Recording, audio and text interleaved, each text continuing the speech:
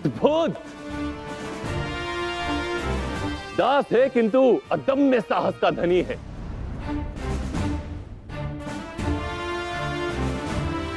दास के रूप में सिंह के साहस और पराक्रम को टक्कर देने वाला असली राजकुमार।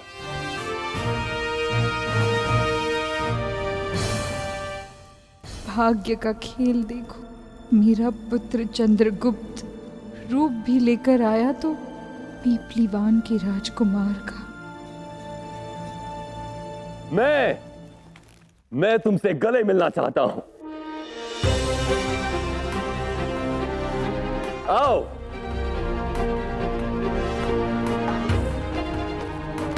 सम्राट धनानंद का विशाल हृदय देखो, दास को आलिंगन कर लिया। सम्राट धनानंद की, सम्राट धनानंद की, सम्राट धनानंद की, सम्राट धनानंद की, सम्राट धनानंद की, सम्राट धनानंद की।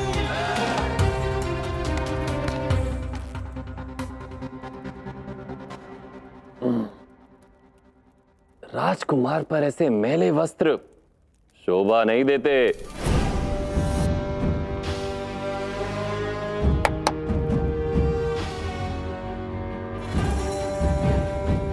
आज ये एक राजकुमार है और राजकुमार के सम्मान को ध्यान में रखते हुए इसे स्वच्छ भी राज परिवार का कोई सदस्य ही करेगा।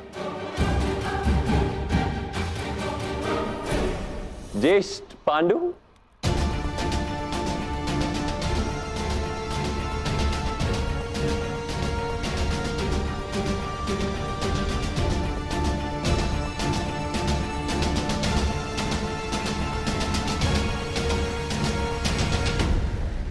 जानता हूं आप घायल हैं ज्येष्ठ, किंतु साथ ही आप महान योद्धा हैं जो दोनों हाथों से तलवार चलाने में सिद्धहस्त हैं। तो एक हाथ से राजकुमार को स्वच्छ करने में कोई कठिनाई नहीं होगी, है ना ज्येष्ठ? आप भूल गए ज्येष्ठ, सम्राट की दृष्टि यत्र तत्र सर्वत्र हर जगह रहती है। मैं इस बात से अनभिज्ञ नहीं कि इस बालक के प्रति आपके मन में द्वेष, घृणा और क्रोध की अग्नि जल रही है। हाँ, मैंने वो भाव आपके मुख पर देखा था जब ये बालक सिंह के पिंजरे में गिरा था,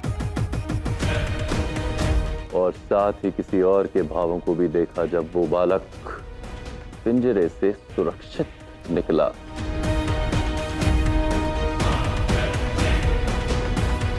आशा, दुख, भय और संतोष की भावनाओं को अटखेलियां खाते हुए देखा मैंने आज।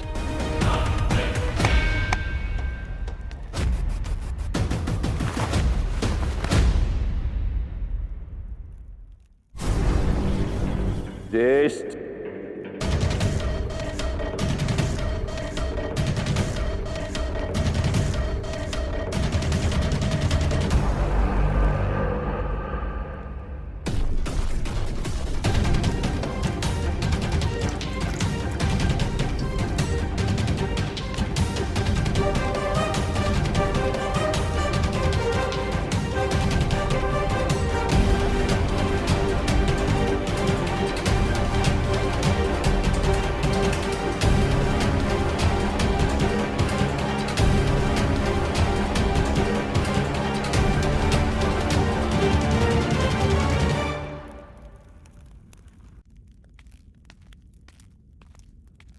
उत्तम, इस पोशाक में तो मैं बिल्कुल राज परिवार का ही सदस्य लग रहा हूँ, है ना? सम्राट आज कुछ अधिक ही दयालु हो गए, जो तुम्हें अपने निजी कक्ष में आने की आज्ञा दी। अपने भाग्य से इसे अधिक की चाह मत रखना। शीघ्र चलो यहां से।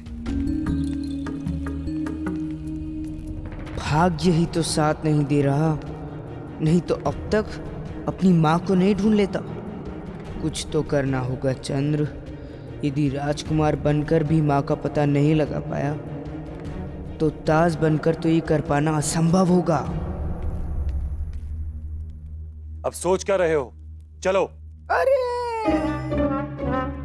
वो घावों के कारण आपकी गति के साथ चल नहीं पा रहा। आप चलिए, मैं पीछे पीछे आता हूँ। अरे बाप रे!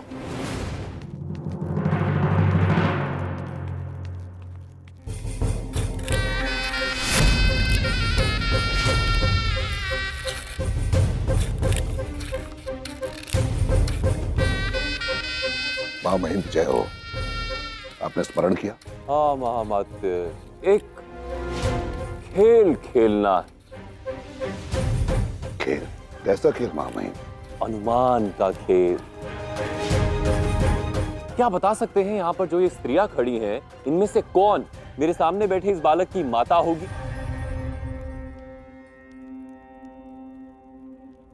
नहीं महामहिम, संभावनाएं और अनुमान सदैव सत्य नहीं होते। और आपको भली भांति याद है कि मैं किसी भी स्थिति में आपके समक्ष असत्य नहीं बोल सकता। किंतु माता और संतान के बीच का संबंध कभी असत्य नहीं होता। रक्त का संबंध होता है ना। देखा देखा महामाते, स्त्री पर ये पीड़ा का भाव देखा। यही भाव मैंने मूरा के मुख पर देखा था जब वो एक दिन का राजकुमार सिंह से लड़ रहा था। हट!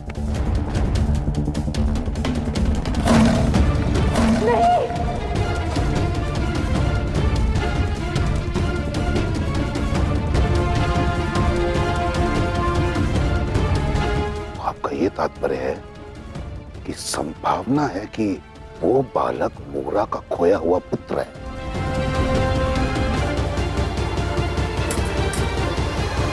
महामाते, आपने अभी कहा कि संभावनाएं असत्य हो सकती हैं और मैं इस संभावना का सत्य जानना चाहता हूं, क्योंकि ये बात एक दास की नहीं, पिपलीवान के उत्तराधिकारी की है। मैं इसके संदर्भ में सारी जानकारी प्राप्त करता हूं महामहिम।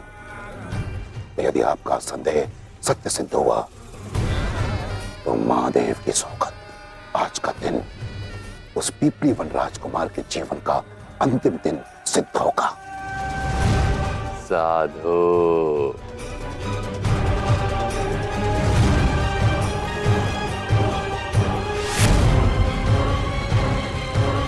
मुझे आचार्य चाणक्य को सूचित करना होगा।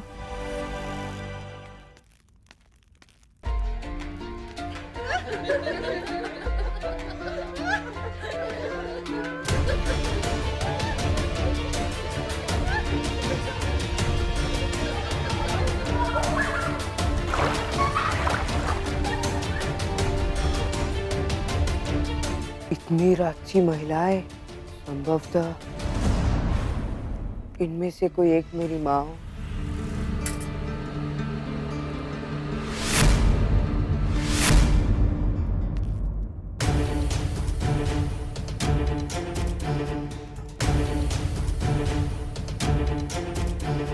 मेरे भाई सम्राट धनानंद और कुछ दासियों के अतिरिक्त इस कक्ष में किसी को भी आने का अधिकार नहीं है।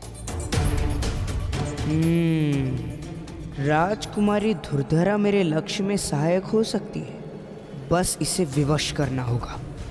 क्या सोच रहे हो? यही कि इतनी कोमल और इतनी सुंदर राजकुमारी के हाथों में आभूषण अच्छे लगते हैं, तलवार नहीं। और तुमने तलवार उठाई भी तो उस पर जिसने सिंह को निहत्थे ही परास्त कर दिया था।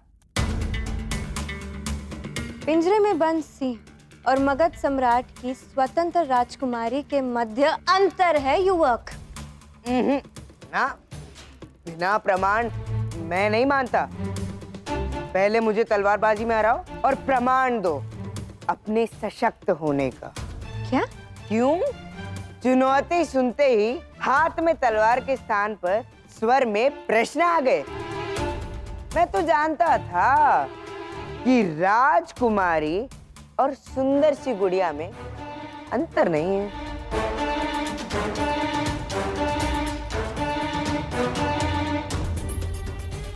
रोक भी दो मुझे राजकुमारी। स्वीकार है, चुनौती स्वीकार है। मैं प्रमाणित करूंगी कि सुंदरता घातक भी हो सकती है। ठीक है, किंतु मेरी भी एक शर्त है। यदि तुमने मुझे परास्त कर दिया तो तुम जो कहोगी वो मैं करूंगा, और यदि मैंने तुम्हें परास्त कर दिया तो तुम मुझे अंतःपुर भीतर से दिखाओगी। स्वीकार है। उत्तम। सम्राट की बहन से पहली ही भेंट में 2 बातें स्वीकार करवा ली। आरंभ के लिए बुरा नहीं है।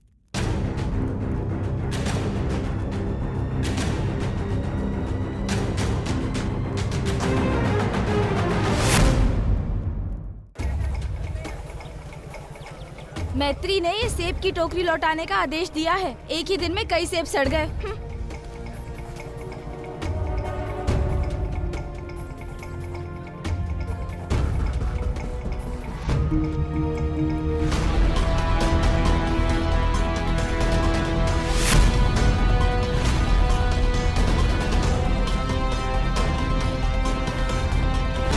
क्या समाचार आया है आचार्य चाणक्य?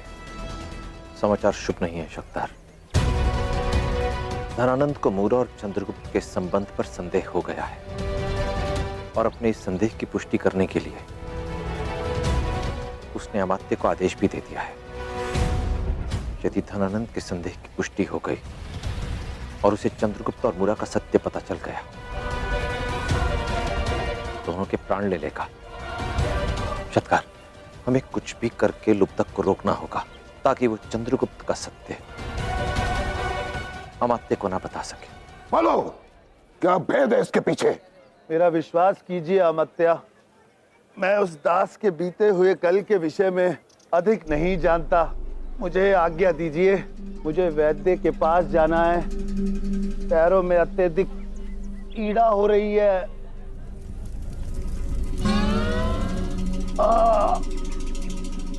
तुम्हारी पीड़ा और भी अधिक बढ़ सकती है लुब्धक। यदि मुझे तुम्हारे उत्तर से संतोष नहीं मिला तो मुझे इस प्रश्न का उत्तर चाहिए कि महल में जाना स्वीकार करने के पश्चात भी वह बालक महल में जाने के लिए सज्ज कैसा हुआ? प्राण किसे प्रिय नहीं होते अमात्या? मैंने उससे कहा, राज आज्ञा का पालन नहीं करोगे तो नंगी पीठ पर कोड़े पड़ेंगे। और इस कंगन की क्या कहानी है? इस कंगन को पाने के लिए वो बालक सिंह के समक्ष कूद पड़ा। उत्तर दो। ओ, वो कंगन। मैंने तुमसे कुछ पूछा है, मुझे मेरे प्रश्न का उत्तर चाहिए लुब्धक। वो कंगन उसकी माँ का स्मृति चिन्ह है, जो अब इस संसार में नहीं है।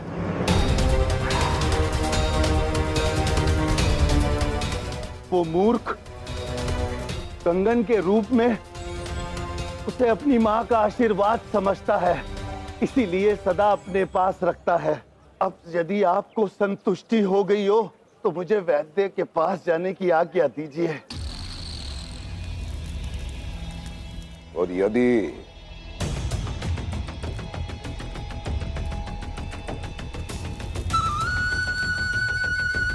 तुम्हारी एक भी बात मिथ्या सिद्ध हुई तो महादेव की सौगंध, तुम्हारा सर धड़ से अलग कर दूंगा। स्मरण रहे।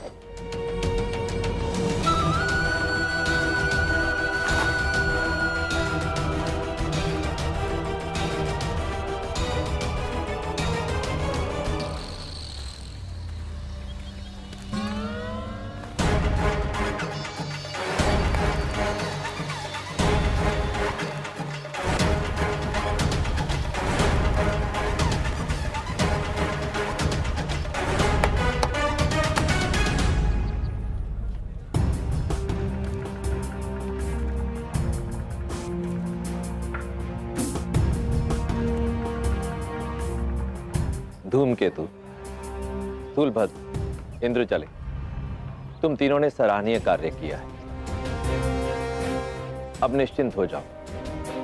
तुम्हारा मित्र चंद्रगुप्त शीघ्र ही महल से सकुशल वापस लौट आए।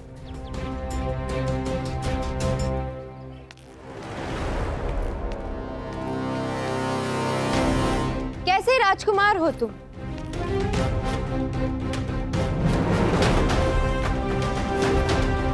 जिसके पास अपनी तलवार तक नहीं।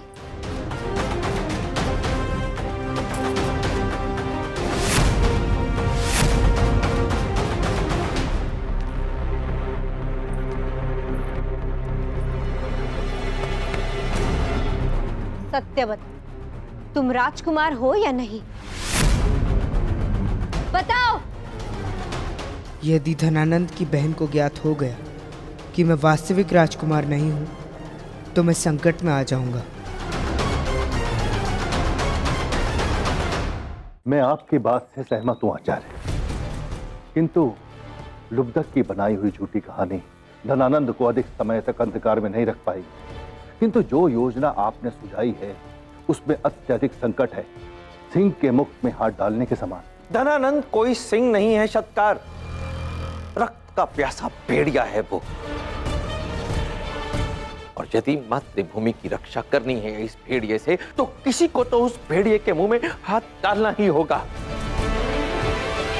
असंभव कुछ नहीं होता सत्कार। व्यक्ति यदि ठान ले तो कुछ भी पा सकता है, यदि वो अपना सब कुछ लुटाने का सामर्थ्य रखता हो। मैं एक साधारण ब्राह्मण हूं जिसके पास कोई सैन्य बल नहीं है। पूंजी के नाम पर यदि कुछ है तो अब तक के जीवन में अर्जित किया हुआ ज्ञान। फिर भी मैंने प्रतिज्ञा ली है, प्रण किया है कि धनानंद का समूल नाश करके उसके स्थान पर अखंड भारत को एक योग्य सम्राट दूंगा। और अपने इस प्रण को पूरा करने के लिए मैं अपना सर्वस्व न्यौछावर करने को सज्ज हूं। परंतु यदि चंद्रगुप्त को आने वाले कल में सम्राट बनना है तो आज जीवित रहना होगा। और चंद्रगुप्त को जीवित रखने के लिए मैं अपनी इस योजना को अवश्य पूर्ण करूंगा, बिना किसी भय या संशय के। चलिए कार्य आरंभ करें। सर्वप्रथम और सबसे अधिक महत्वपूर्ण कार्य यह है कि हमें महल में एक संदेश भेजना होगा।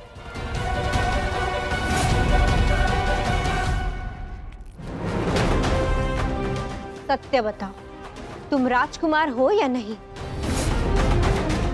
बताओ। कोई युक्ति तो लगानी ही होगी चंद्र। यदि इसे ज्ञात हो गया कि मैं वास्तविक राजकुमार नहीं हूं, तो कदाचित ये मुझे उन विशेष कक्षों में नहीं ले जाएगी।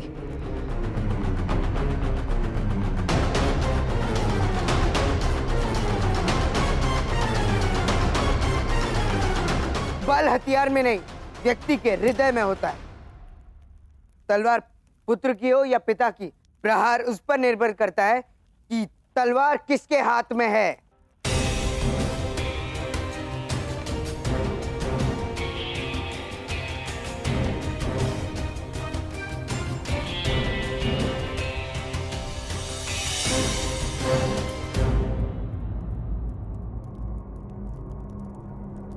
इस स्थान पर मुझे अपनेपन की अनुभूति क्यों होती है?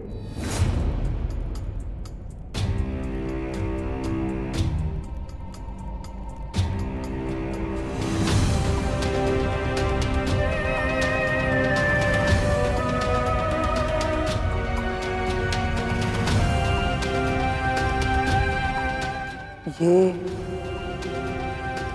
पीपलीवान के राजा का कवच और तलवार है। सम्राट के सामने स्वर ऊंचा किया था उसने।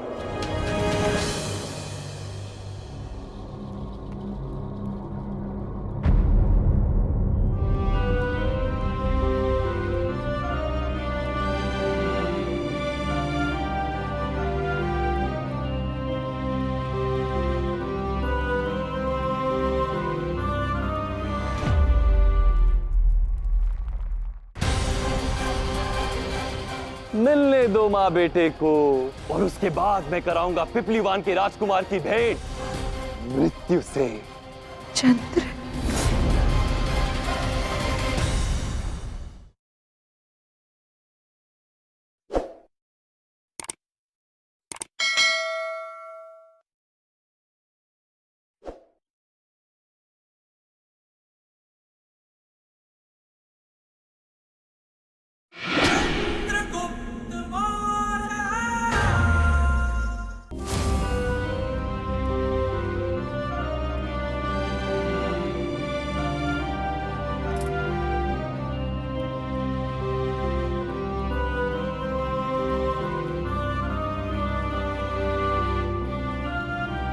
इस स्थान पर मुझे अपनेपन की अनुभूति क्यों होती है?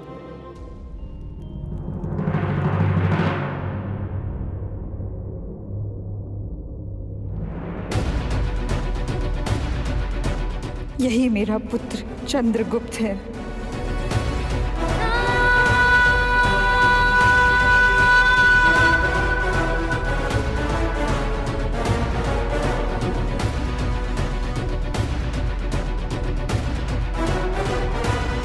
मैं तुम्हारे पुत्र को तुम्हारे सामने लाऊंगा और तुम्हारे सामने तुम्हारी कठिनाइयों का अर्थात तुम्हारे पुत्र का अंत करूंगा।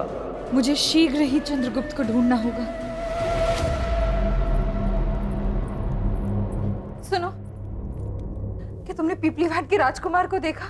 ना मुझे उस दास से कोई मतलब है जो एक दिन का राजकुमार होने का स्वांग कर रहा है, और ना तुम जैसी दासी से जिसका कभी रानी होने का अभिमान अभी तक गया नहीं।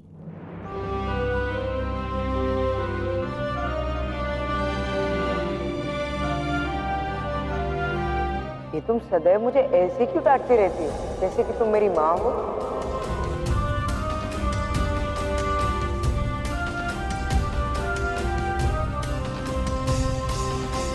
क्या हुआ?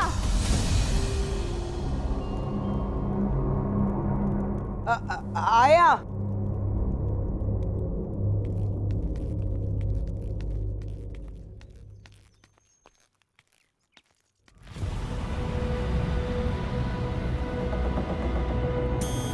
क्या हुआ?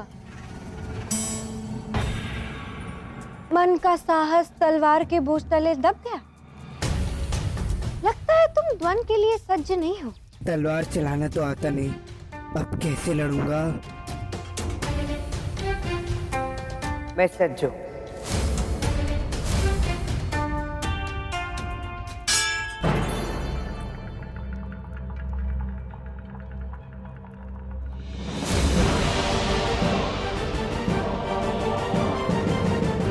आर्य की तलवार कहाँ है?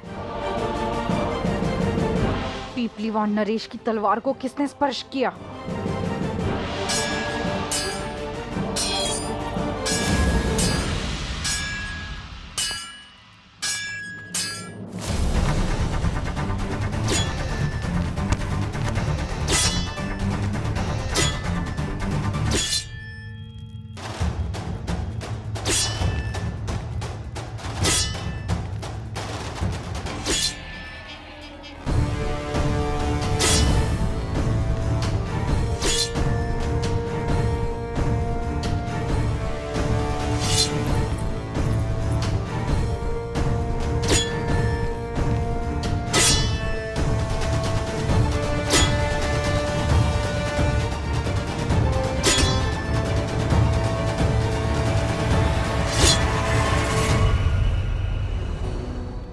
ये क्या कर रही हो मूरा? धनानंद की बहन के समक्ष वास्तविकता प्रकट करके क्या अपने ही पुत्र का जीवन संकट में डाल दोगी?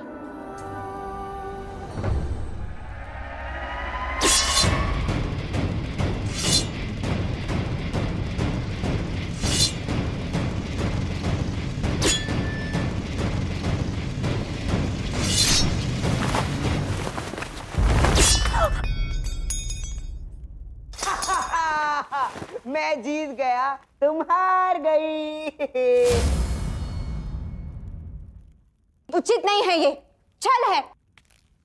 प्रेम और युद्ध में सब उचित होता है। प्यारी राजकुमारी, तलवार के नहीं, शब्दों के योद्धा हो तुम। वैसे मेरी छोड़िए, आप तो राजकुमारी है, और राजकुमारी को अपने शब्द स्मरण है या नहीं? आप मुझे अंतःपुर दिखाने वाली थी। राजवंशी अपना वचन कभी नहीं भूलते। आओ मेरे साथ। तो एक क्षण रुकिए। जिसकी तलवार है मैं उसे लौटा कर आता हूं।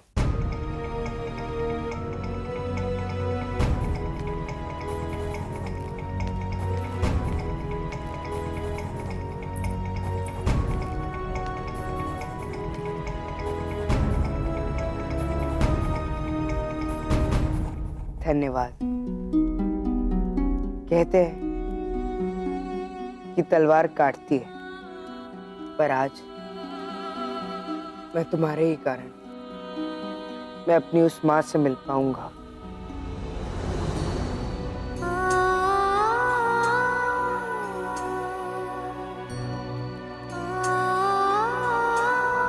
जिसके साथ मेरे संबंध कटे हुए हैं।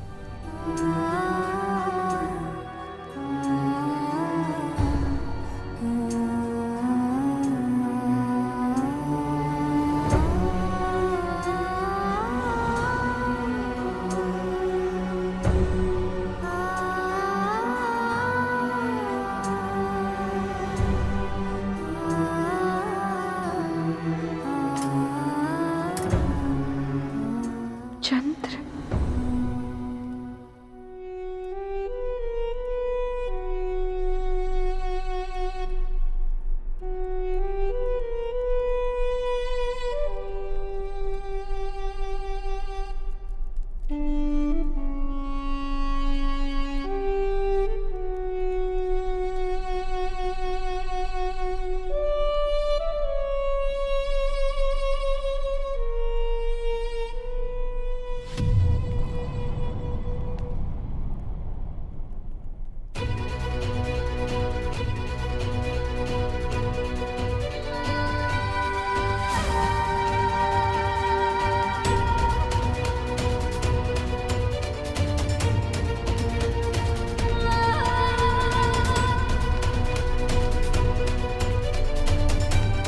ऐसा क्यों लगा जैसे किसी ने मुझे मेरे नाम से पुकारा?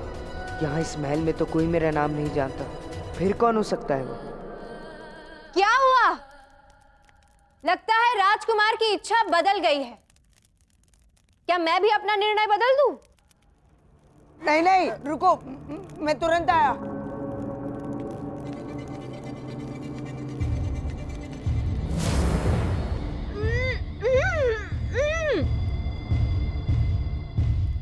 मैं जानती हूँ कि वो तुम्हारा पुत्र है मूरा।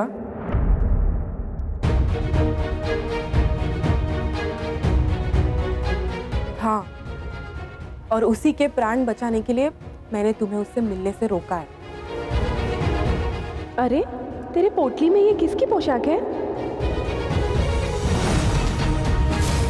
मैं नहीं जानती ये पोशाक किसकी और कहां से आई है। मैत्री! इसका पुत्र जीवित है। अब कौन सा नया खेल खेल रही हो मैत्री? दाई माँ की प्रमुख दासी? दासी तो तुम भी हो मगध की, लेकिन क्या मगध के पक्ष में हो तुम? मूरा, हमारे मार्ग एक ही है। ये झूठा खेल मेरे साथ मत खेलो मैत्री। तुम्हारे कारण ही धनानंद और दाई माँ को ज्ञात हुआ कि मेरा पुत्र जीवित है। हाँ, करना पड़ा मुझे ऐसा। सम्राट का विश्वास प्राप्त करने के लिए मुझे उन्हें ये आशा देनी पड़ी। गुप्तचरों का काम ही होता है ऐसा करना। और अब यदि तुमने मेरी बात नहीं मानी तो तुम्हारा पुत्र इस महल से जीवित नहीं निकल पाएगा।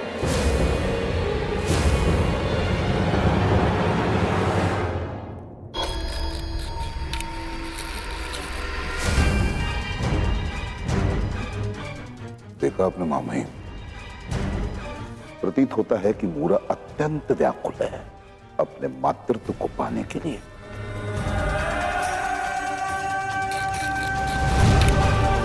मैं इस संभावना का सत्य जानना चाहता हूं, क्योंकि ये बात एक दास की नहीं, पिपलीवान के उत्तराधिकारी की है। मैं इसके संदर्भ में सारी जानकारी प्राप्त करता हूं मामही।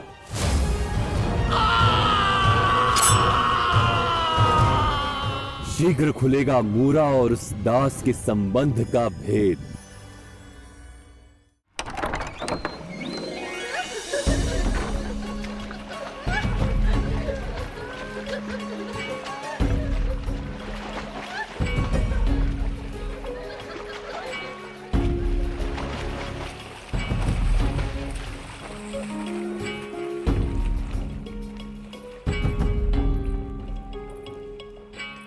हमारे भ्राताश्री का चुनाव अच्छा ही होता है, मानते हो ना?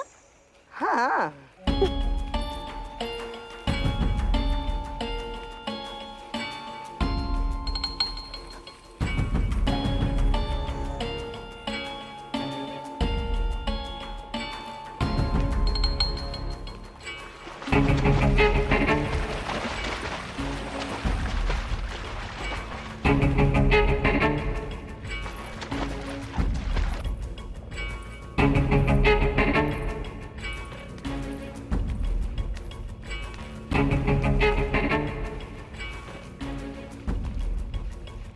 कैसे पता लगाऊं कि कौन है वो?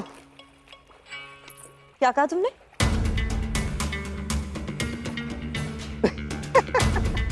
नहीं, वो मैं कह रहा था कि कैसे कहूं कि यहाँ कोई भी नहीं है जिसके रूप और सौंदर्य की तुलना तुमसे की जाए। कोई नहीं है यहाँ तुम्हारे जैसी।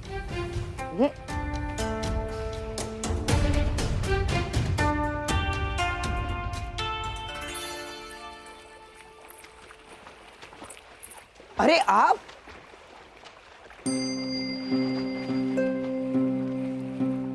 विचित्र व्यवहार है आपका। जब मैंने आपसे पेय मांगा तो आपने दिया नहीं, और अब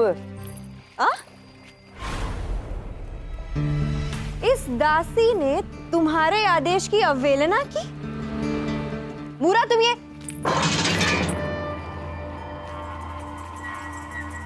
उत्तम। मैं जानती हूँ तुम किसे खोज रहे हो। आज सूर्यास्त के पश्चात लाल बागान के दक्षिण भाग में मुझसे मिलो।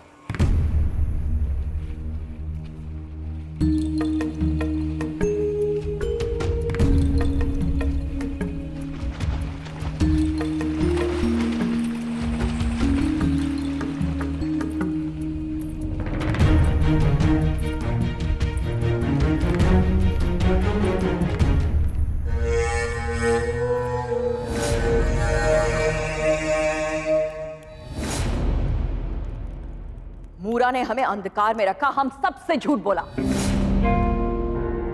तुम्हारा संदेह सही था। वो दास, वो एक दिन का राजकुमार ही है, मूरा का पुत्र। और वो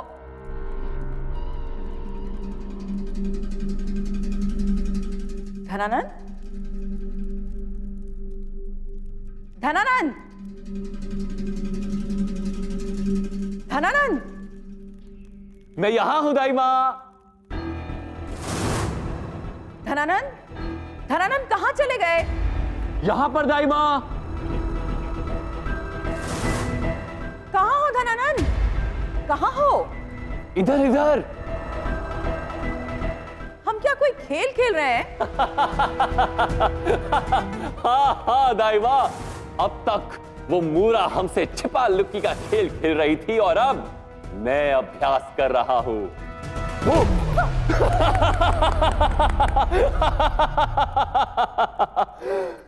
छुपना होगा ना दाई मां, जब मां और पुत्र लाल वन में मिलेंगे। इसकी क्या आवश्यकता है? उसका वध क्यों नहीं करते थे? कितनी भोली हो दाई मां। प्रतिकार का व्यंजन जब तक अच्छे से पक ना जाए तब तक उसे खाने में आनंद नहीं आता। मिलने दो मां बेटे को, होने दो मिलन पूर्ण, बहाने दो हर्ष के दो आंसू, और उसके बाद मैं कराऊंगा पिपलीवान के राजकुमार की भेंट मृत्यु से। माता के पश्चात राम राम राम राम राम पिता से भेंट होगी उसकी। सम्राट हूं मैं, वचन कैसे तोड़ूं? मैं तुम्हारे पुत्र को तुम्हारे सामने लाऊंगा और तुम्हारे सामने तुम्हारी कठिनाइयों का, अर्थात तुम्हारे पुत्र का अंत करूंगा। अपना वचन मैं अवश्य पूर्ण करूंगा। मूरा के सामने ही उसकी पुत्र की हत्या करके और उसके निर्जीव शरीर के साथ साथ उस क्षत्राणी का गर्भ भी चूर चूर हो जाएगा। मेरा पुत्र प्रतिकार लेगा नंद से। धनानंद का अंत निश्चित है आर्य।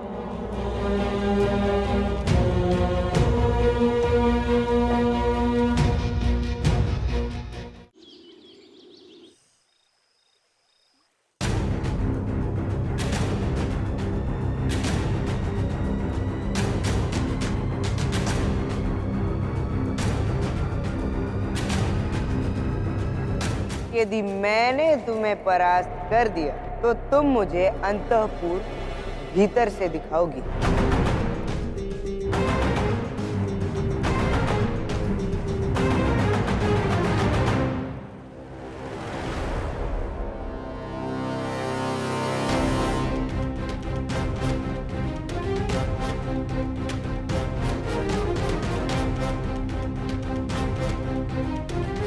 दुर्धरा, पुत्री दुर्धरा। कौन हूं मैं? दुर्धरा, मगध की राजकुमारी दुर्धरा, सम्राट धनानंद की लाडली बहन दुर्धरा। पूरे देश में मुझसे रूपवती, गुणवती, ऐश्वर्यशालिनी कोई नहीं। और मैंने उस युवक के नियमानुसार द्वंद्व किया, पराजय के पश्चात अपना वचन भी निभाया, उसे पूरा अंतःपुर घुमाया। और उस युवक ने क्या किया? मुझसे बिना बोले, मुझसे बिना मिले चला गया। इतना बड़ा अपमान, इससे पहले मेरा इतना बड़ा अपमान कभी नहीं हुआ। अब हंस रही है। दुख होना चाहिए। तुम्हें दुखी देख प्रसन्न हूं मैं।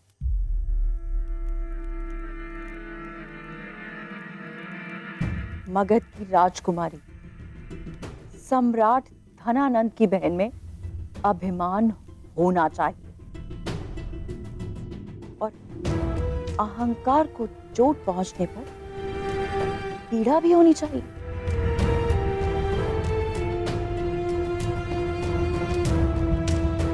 ये पीड़ा तुम्हें शोभा देती, किंतु ये आंसू नहीं। तुम्हारे ये बहते आंसू उसे दुर्बल सिद्ध करते। किंतु दाइमा, यदि उसे जाना ही था तो मुझसे मिलकर चला जाता।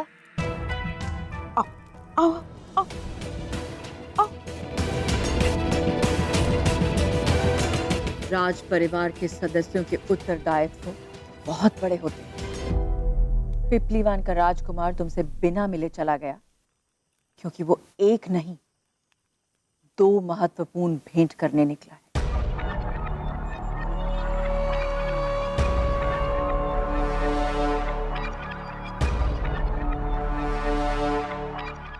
एक उससे जिसने उसे रचा,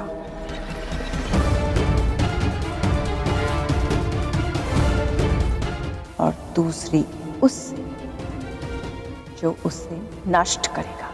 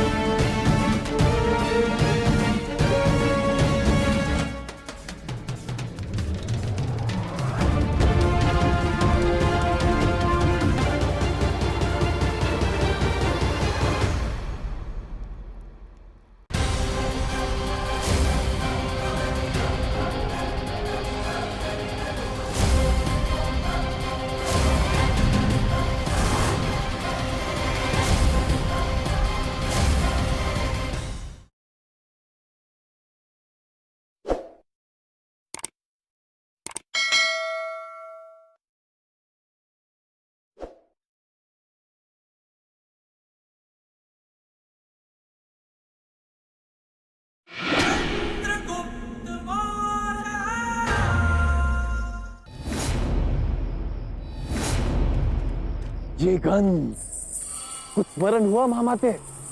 ये गंध उसी रक्त की है जो वर्षों पूर्व मैंने बहाया था, मूराक के पति और पिपलीवान के राजा का। आज पुनः वातावरण में वही सुगंध फैलेगी जब मैं उसी पिता के पुत्र का रक्त बहाऊंगा।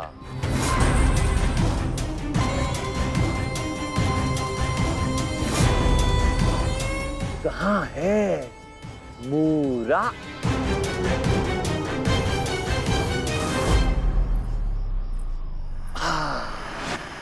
वो रही, आ गई पिपलीवान की महारानी।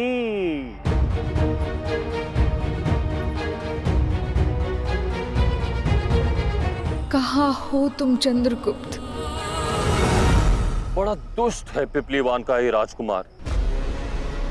अपनी माता को कितनी प्रतीक्षा करवा रहा है। जल बिन मछली की भांति बेचारी तड़प रही। आ जाओ पिपलीवान के राजकुमार, अब जहां भी हो बस आ जाओ, हम सब तुम्हारी प्रतीक्षा कर रहे हैं।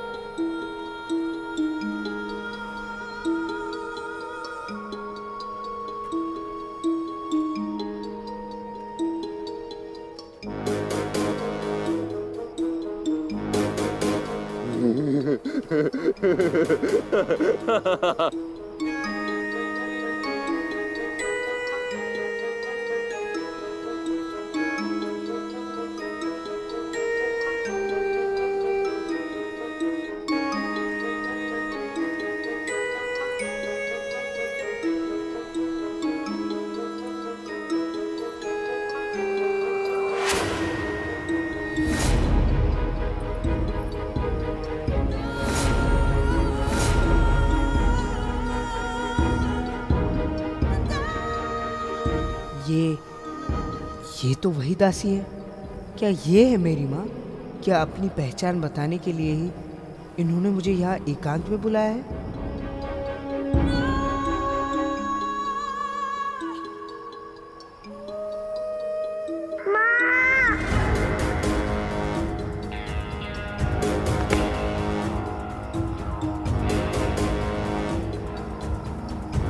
ये दृश्य कितना मार्मिक है ना महामाते। भावनाओं के सागर से उठी ये लहरें किसी के भी चट्टान जैसे हृदय को चूर चूर कर सकती है।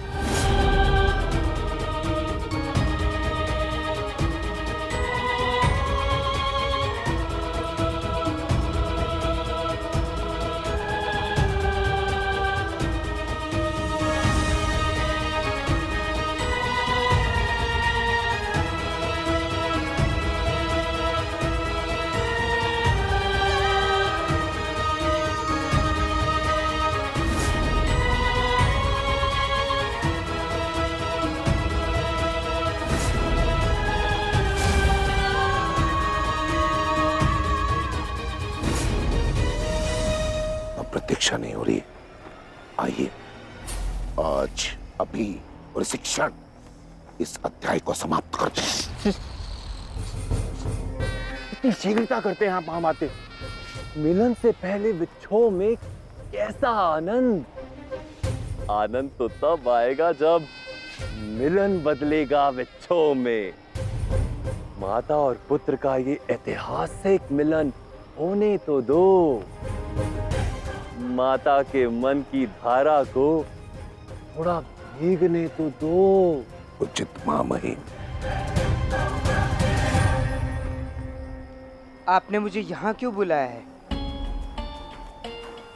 मैंने तुम्हें यहाँ एक सत्य बताने के लिए बुलाया है। वो सत्य जिसे जानना तुम्हारे लिए अत्यंत आवश्यक है। ऐसा सत्य जो मेरे अतिरिक्त तुम्हें और कोई नहीं बता सकता। और वो सत्य ये है कि मैं धनानंद की दासी नहीं हूं। मैं एक क्षत्राणी हूं, पीपलीवान की रानी।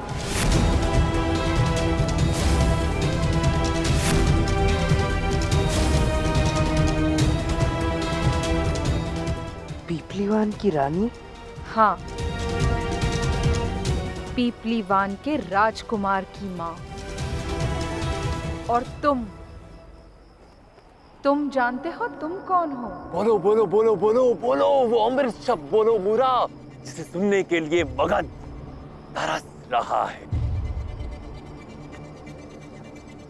पीपलीवान के राजकुमार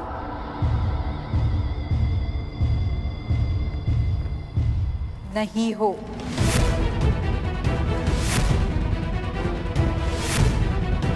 हाँ दास, केवल स्वयं को पीपलीवान का राजकुमार कह लेने से, राजसी वस्त्र पहनने से तुम पीपलीवान के राजकुमार कभी नहीं बन पाओगे,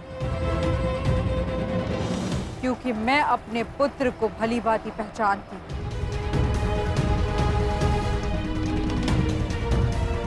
यदि यही बताना था कि आप पीपलीवान की रानी हैं, तो ये तो आप मुझे महल में भी बता सकती थी। और रही बात मेरे राजकुमार ना होने की, तो वो मैं नहीं, ये बात मैं पहले से ही जानता हूँ। तो उसके लिए मुझे यहाँ बुलाने की क्या आवश्यकता थी? आवश्यकता थी तुम्हें बताने की, क्योंकि जब महल में तुमने पीपलीवान के राज परिवार का उपहास उड़ाया था, तब मेरे हृदय पर क्या बीती होगी। नाम केवल कहने को नाम होता है, पर नाम से भावनाएं जुड़ी होती है। दास,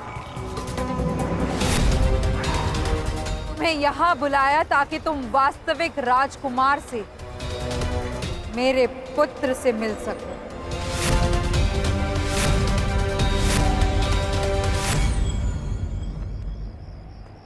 वीरभद्र,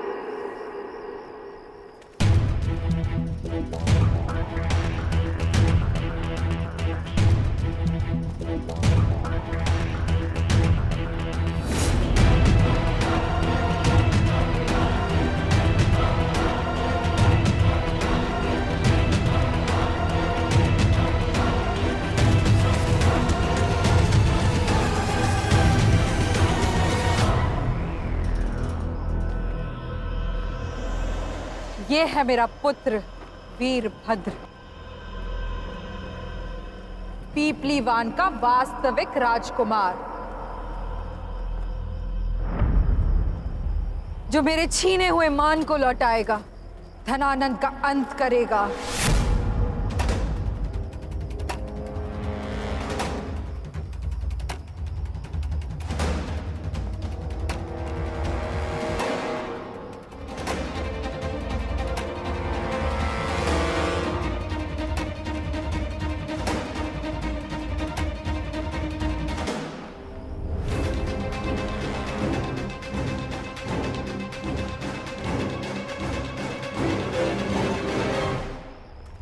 तुम्हें यहाँ बुलाया क्योंकि तुम्हारा साहस और बुद्धिमत्ता देखी है मैंने।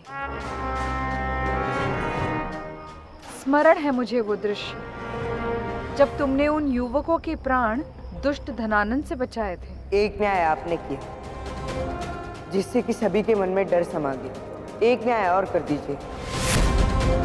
अब बस आप इन निर्दोषों को मुक्त कर दीजिए सम्राट। जाओ, स्वयं उन्हें मुक्त कर दो। स्मरण है वो दृश्य जब तुमने शेर का सामना किया।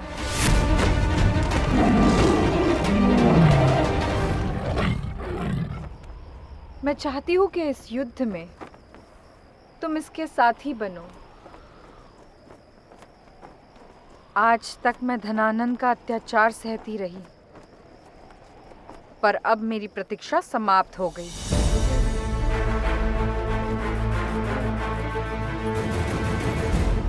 अब मेरा पुत्र प्रतिकार लेगा, नंद के रक्त से। मेरे आंसुओं की एक एक बूंद का प्रतिकार लेगा। मौर्य वंश के दीप की ये लौ अपनी लौ से एक ऐसी ज्वाला फैलाएगा जिसमें धनानंद और उसका वर्चस्व जलकर राख हो जाएगा।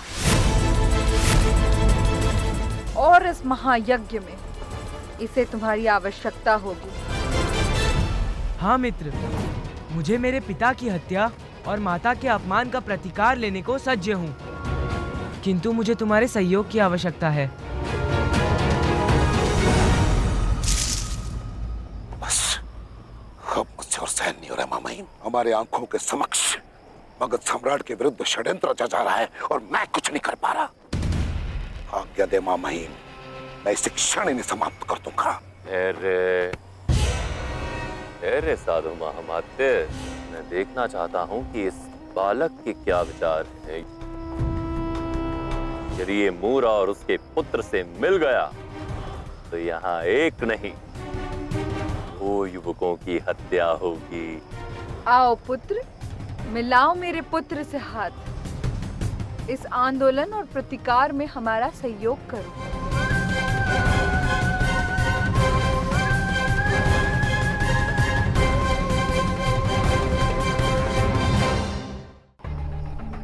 आओ पुत्र, मिलाओ मेरे पुत्र से हाथ।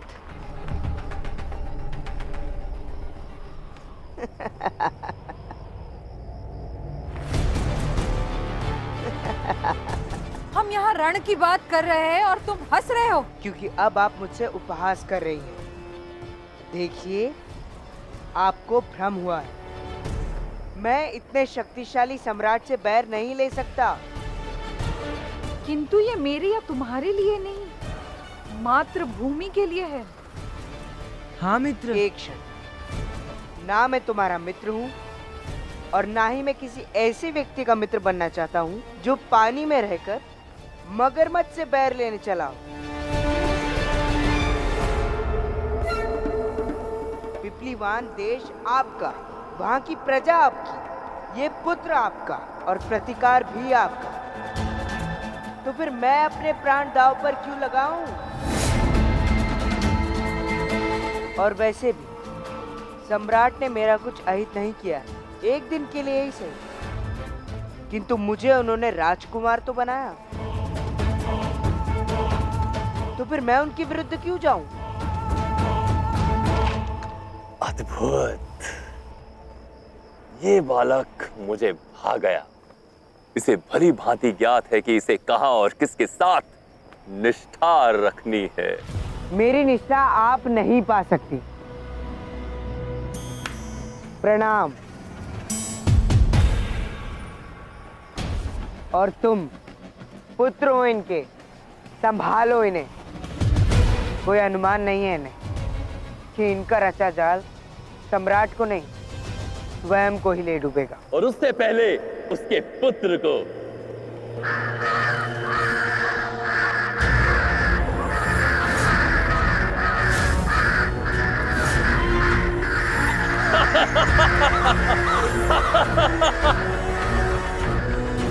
तुम मेरे लिए अत्यंत भाग्यशाली हो दास।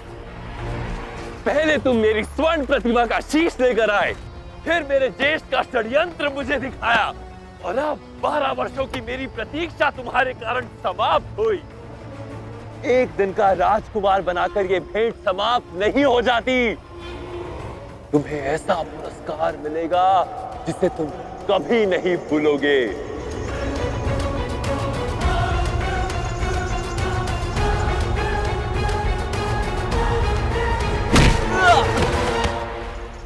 वीरभद्र!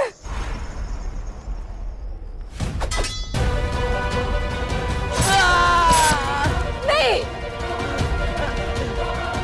देखो मूरा, देखो, जिस नापित नंद से तुम इतनी घृणा करती हो, वो अपना वचन पूर्ण कर रहा है। तुम्हारी आंखों के सामने तुम्हारे पुत्र का वध करके मेरा अंत रच रही थी ना तुम। देखो कैसे मैं मौर्य वंश के अंतिम दीपक को बुझाता हूँ। नहीं सम्राट, रुक जाइए। मत मारो उसे। रुको, मत मारो, मत मारो बच्चे को, रुको, मत मारो, नहीं माई, नहीं माई, रुक जाइए, अन्यथा आपके भी प्राण चले जाएंगे माई।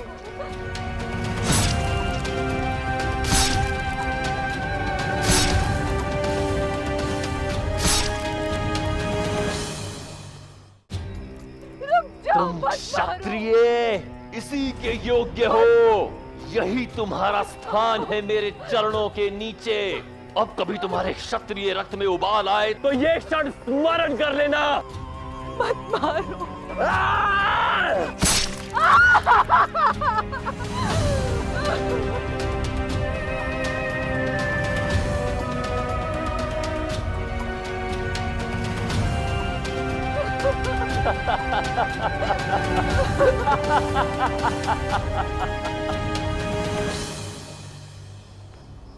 नहीं,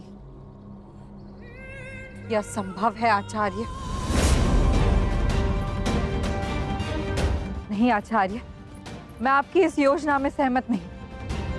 क्या बीतेगी इसकी मां पर, ये पीड़ा केवल एक मां समझ सकती है, आप नहीं आचार्य। आप एक मां होकर भी भारत मां की पीड़ा को नहीं समझ पा रही। वो भारत मां जो विभाजित है, जिस पर विदेशी गिद्ध अपनी दृष्टि जमाए बैठे हैं, जो धनानंद जैसे नृशंस शासकों के अत्याचार से मुक्त होना चाहती, और चंद्रगुप्त में वो सामर्थ्य है। इसीलिए इस योजना का पूर्ण होना अत्यावश्यक है। अपने पुत्र के प्राण बचाने के लिए किसी और के पुत्र को मौत के मुंह में झोंक दूं? मुझे चिंता है तो केवल मां की, भारत मां की। जब मैंने धनानंद की राजसभा में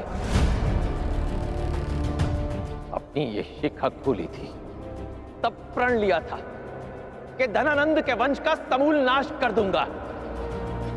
परंतु धनानंद केवल मगध तक ही सीमित नहीं है, संपूर्ण देश में कई धनानंद है। देश के उज्जवल भविष्य के लिए आवश्यकता है एक चंद्र की, जो अपने तेज से वर्षों की पीड़ा की तमस को मिटा सके। और वो तेज मैंने चंद्रगुप्त में देखा है महारानी। परंतु यह सब संभव हो, उसके लिए चंद्रगुप्त का जीवित रहना अत्यावश्यक है। महारानी मूरा, देश के हित के लिए एक संतान को खोना क्रूरता नहीं, बलिदान होता है। और जब बलिदानी स्वयं अपना शीश मातृभूमि के चरणों में अर्पित करने को सज्ज हो, तो उसे क्या कहेंगे? देखना चाहेंगी महारानी मूरा कितना सज्ज है वीरभद्र अपने प्राण अपनी मातृभूमि पर न्यौछावर करने को? वीरभद्र! आचार्य, धर्म क्या है? मातृभूमि के लिए हर परिस्थिति में सज्ज रहना। युद्ध किसके मध्य लड़ा जाता है? उचित अनुचित के सोच के मध्य। प्राणों से अधिक क्या प्रिय है तुम्हें? स्वाधीनता। स्वाधीनता क्या है? अपनी शर्तों पर जीवित रहने का अधिकार। इस युद्ध में विजय का आधार क्या है? बलिदान। यदि आज तुम्हारी मृत्यु हो जाए तो तुम्हारी अंतिम इच्छा क्या होगी? कि मैं पुनः जन्म लूं और मातृभूमि के लिए पुनः अपने प्राणों का बलिदान दूं।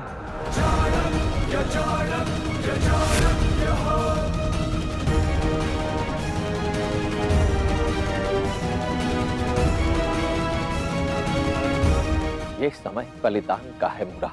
अपने हृदय को कठोर करो, क्योंकि इसी कठोर हृदय पर अखंड भारत के स्वर्णिम भविष्य की नींव रखी जाएगी।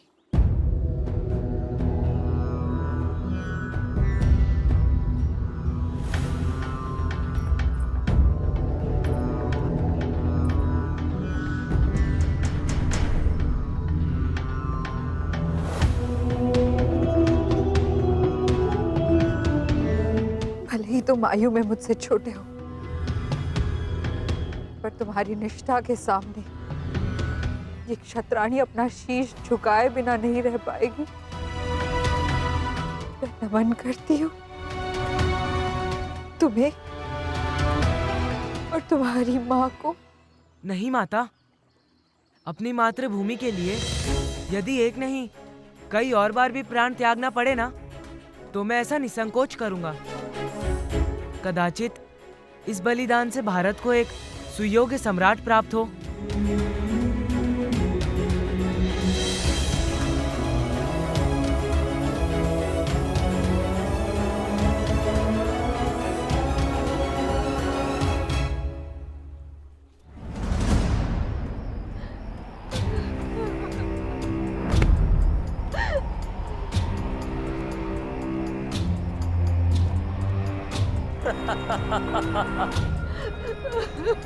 देख देख पूरा देख, आज तेरे वंश का संपूर्ण नाश हो गया।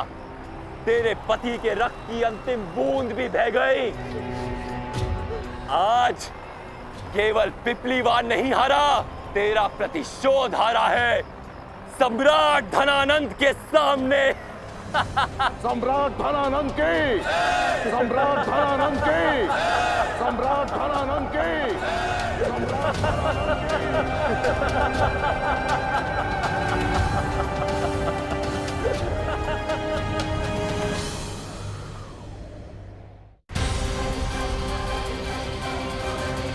ये क्या कर रहे हो तुम? जिसकी पहचान मेरे कारण छीनी गई, उसी को उसकी पहचान लौटा रहा हूँ। तो तुम सम्राट के आदेश की अवहेलना करने का दुस्साहस कर रहे हो।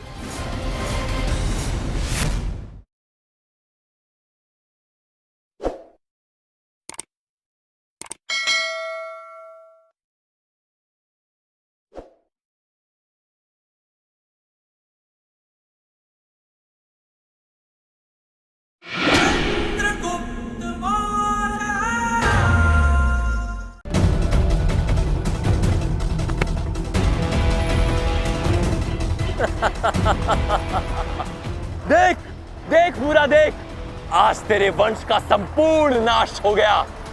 तेरे पति के रक्त की अंतिम बूंद भी बह गई। आज केवल पिपलीवान नहीं हारा, तेरा प्रतिशोध हारा है सम्राट धनानंद के सामने।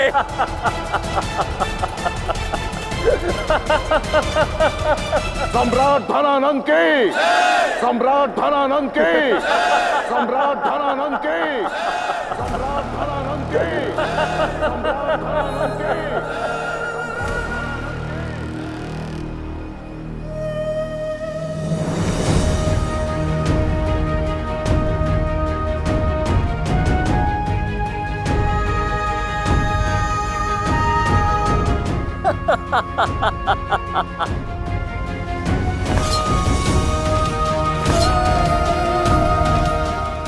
हाँ मूरा, अब मुझे तुम्हारे मुख पर वो दिखाई दे रहा है जिसे देखने के लिए मैं वर्षों से तड़प रहा था। एक शतरानी का अहंकार चूर चूर हो गया है ना? किंतु ये मत समझना तुम्हारे लिए सब कुछ समाप्त हो गया। अभी तुम्हारे लिए बहुत कुछ देखना बाकी है। मैं तुम्हारे राजकुमार को पाटलिपुत्र के मुख्य चौराहे पर लटकाऊंगा। धीरे धीरे उसकी दुर्गंध बढ़ेगी और जीवन भर पाटलिपुत्र वासियों के मस्तिष्क में बस जाएगी और उन्हें स्मरण दिलाती रहेगी कि सम्राट धनानंद के विरुद्ध जाने से यही होता है।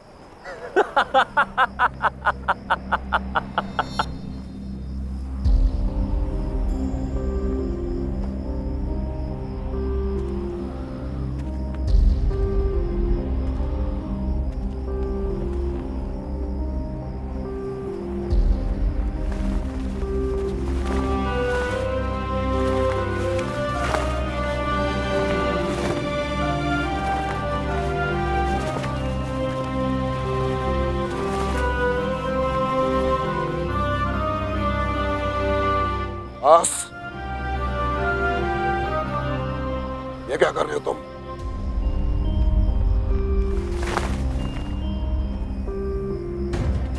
जिसकी पहचान मेरे कारण छीनी गई, उसी को उसकी पहचान लौटा रहा हूँ। सम्राट ने जो कहा कदाचित तुमने ध्यान से सुना नहीं। इसको अंतिम संस्कार का अधिकार प्राप्त नहीं होगा।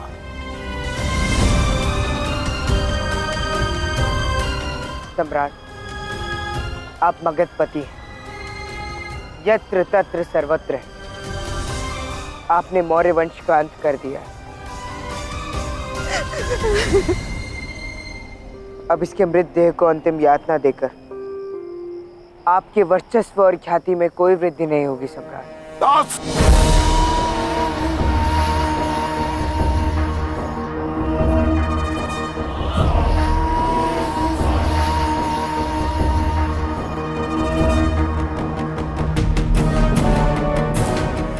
किंतु यदि आपने इस मां को अपने पुत्र के अंतिम रस्में पूर्ण करने का अधिकार दिया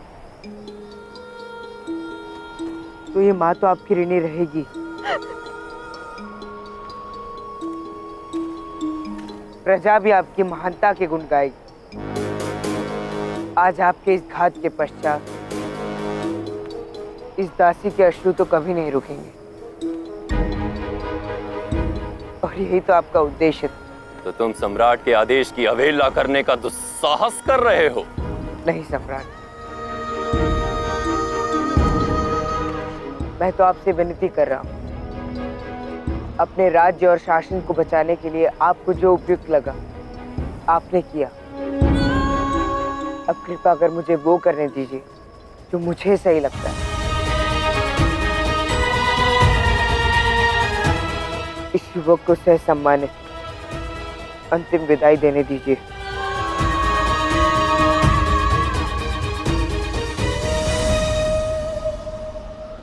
ठीक है,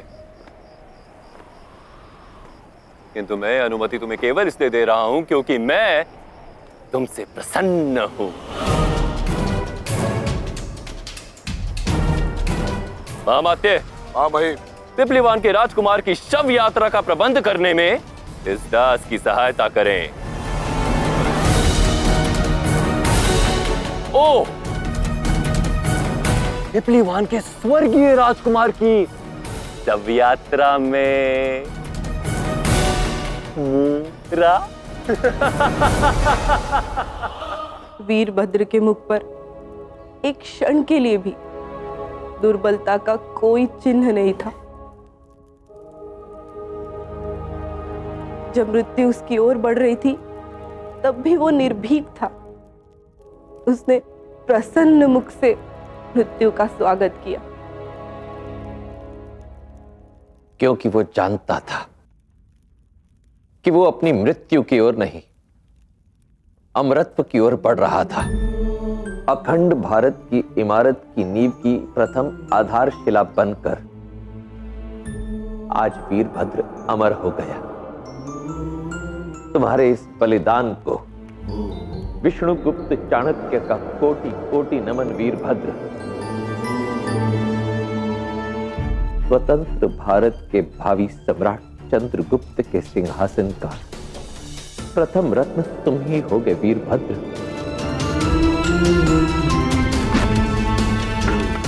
और तुम्हारी चिता की ज्वाला स्वतंत्र भारत की ज्योत को और अधिक प्रज्वलित करेगी।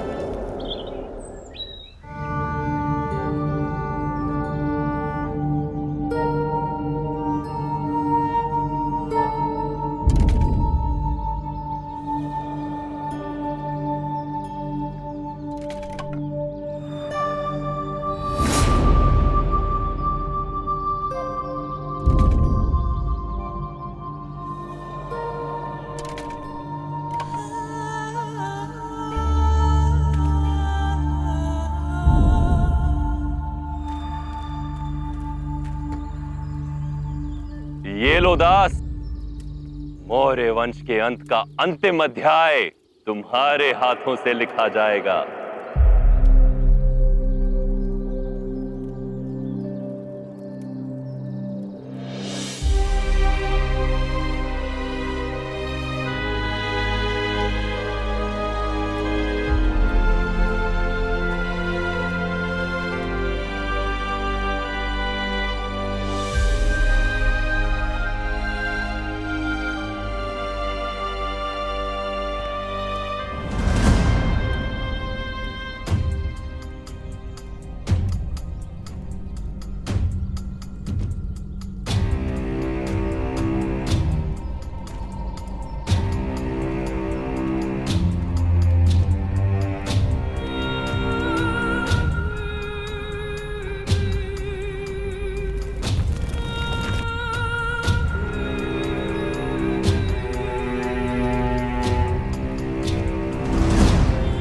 राम राम राम राम राम राम राम।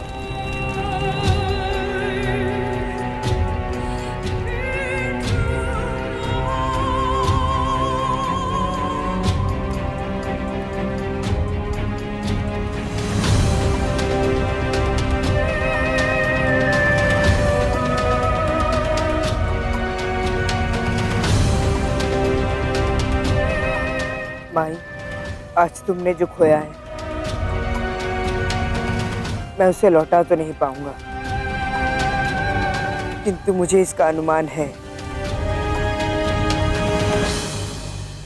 क्योंकि वर्षों पूर्व मैंने भी खोया था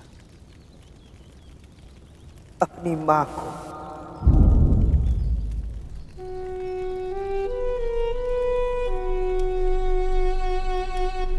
किंतु माई, आज आपने अपने पुत्र को खोया।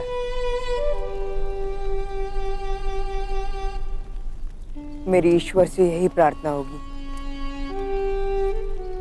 कि वो आपको अपने पुत्र के बिना जीने का साहस दे और शक्ति दे।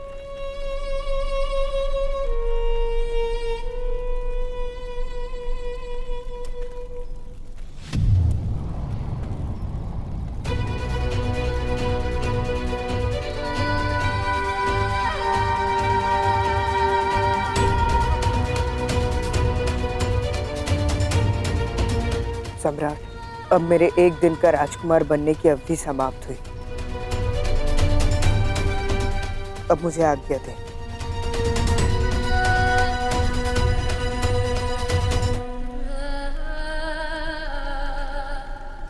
रुको दास, मुझे क्या था, तुमने कहा था दास का कोई नाम नहीं होता, कोई पहचान नहीं होती, किंतु फिर भी मैं तुम्हारा नाम जानना चाहता हूं।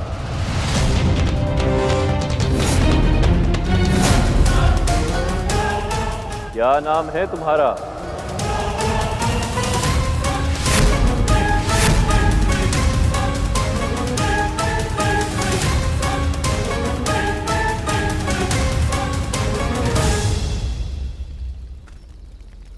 चंद्रगुप्त।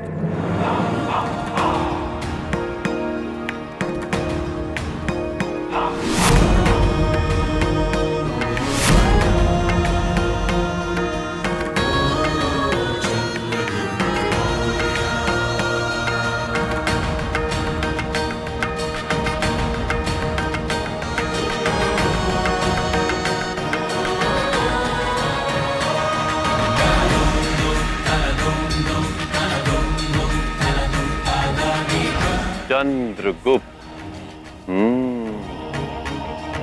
अच्छा नाम है,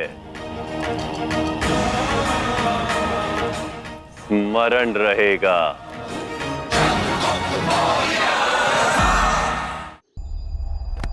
अच्छा ठीक है, यदि सिंह से हुए अपने द्वंद्व के विषय में नहीं बताना चाहते हो तो मत बताओ, किंतु ये तो बताओ कि उस भव्य महल के भव्य और कोमल गद्दे कितने कोमल थे, और उन कोमल गद्दों पर निद्रा और भी अच्छी आती होगी।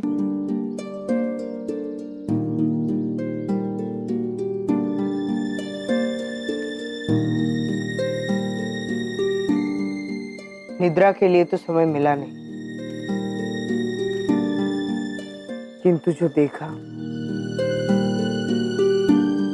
उसके पश्चात तो महीनों तक मेरी नींद उड़ी रहेगी। इतनी क्रूरता से सम्राट ने उस अबोध और निर्दोष राजकुमार की हत्या की, चाहकर भी मैं वो दृश्य कभी नहीं भुला पाऊंगा।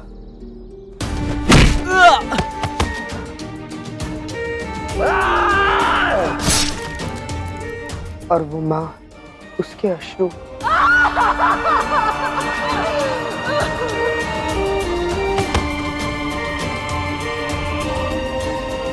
एक वो माँ है जिसे देखते ही लगता था कि उसकी संतान के साथ उसका सब कुछ चला गया, और एक मेरी माँ है जिसने कुछ पलों के लिए मुझे बेच दिया।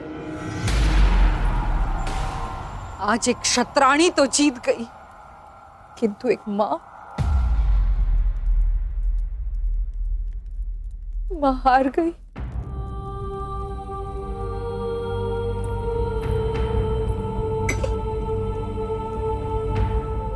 हार गई एक माँ। मौर्य वंश तुम्हारा सदा के लिए ऋणी बन गया वीरभद्र।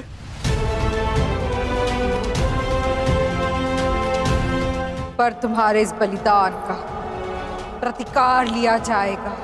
जो स्वप्न तुमने अपने इस रक्त से सींचा है उसे पूरा करेगा मेरा चंद्र।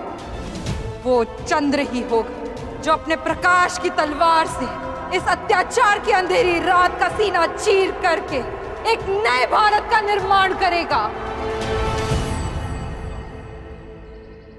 ममता और करुणा की जीती जागती प्रतिमा से मिलने के पश्चात लगा कि अच्छा ही हुआ जो लुब्धक ने मुझे मेरी माँ का पूरा पता नहीं बताया। न जाने सम्राट के साथ रहकर कैसा व्यवहार हो गया होगा उनका, जो मेरी माँ है।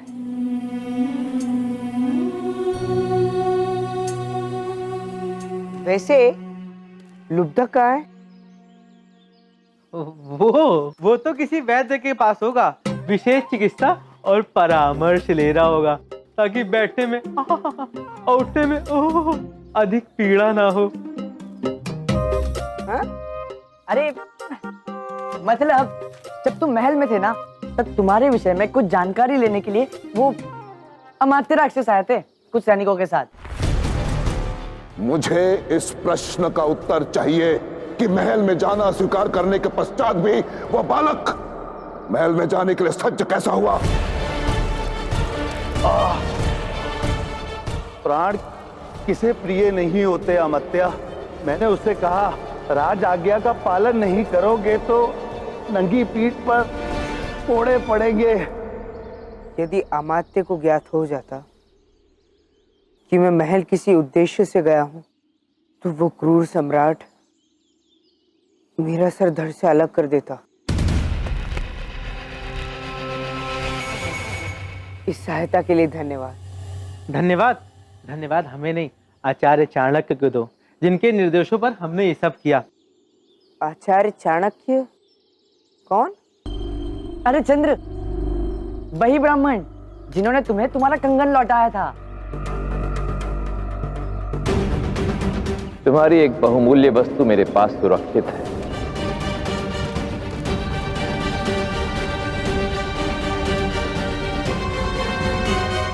पहले उसने मेरा कंगन लौटाया, अब वो अमात्य के विरुद्ध मेरी सहायता करने आया। क्या चाहिए उसे? क्यों मेरा पीछा कर रहा है वो ब्राह्मण? आशा है कि तुम्हारे गुप्तचर की सूचना ठीक है। क्या चाणक्य यहीं छिपा है? आज तक दी हुई उसकी प्रत्येक सूचना सही प्रमाणित हुई है।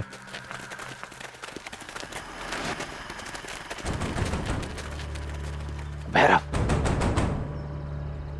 क्या हुआ आचार्य? मैंने किसी की पदचाप सुनी है, यहां से निकलो।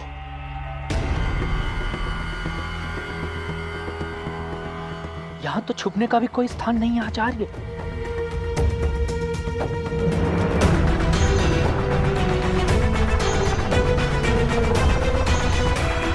प्रभु, वहां देखिए, वहां।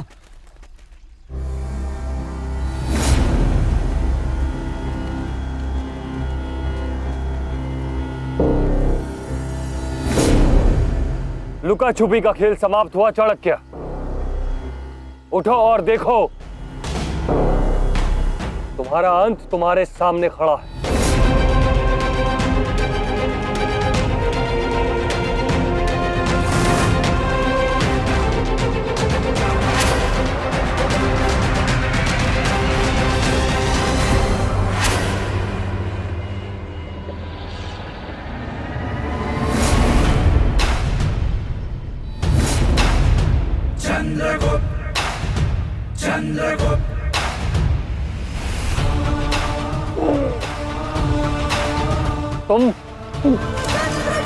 तुम यहां क्या कर रहे हो? यही तो मेरा प्रश्न है कि मेरा पीछा करने के अलावा आपके पास कोई और विशेष कार्य नहीं है? एक दिन का राजकुमार बनकर ये दास से सो भी नहीं सकता। थक गया हूं भाई, सोने दो। इतने विशिष्ट भी नहीं हो कि हर पल तुम्हारा पीछा किया जाए। हमें यहाँ किसी और के होने की सूचना थी। बहाना कुछ भी हो बंधु, पर सत्य तो यही है कि मेरा एक दिन का राजकुमार बनना आपको भाया नहीं, है ना? है ना? है ना? चलो सब।